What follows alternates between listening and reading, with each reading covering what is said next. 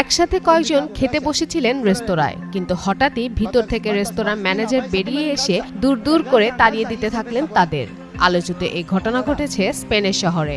বুধবার সামাজিক যোগাযোগ মাধ্যমে এমন একটি ভিডিও ভাইরাল হয়। ভিডিওটি কোথায় ধারণ করা হয়েছে তা স্পষ্ট নয়, তবে ধারণা করা হচ্ছে ঘটনাটি স্পেনের ভিগো শহর অথবা মালগায় ঘটেছে।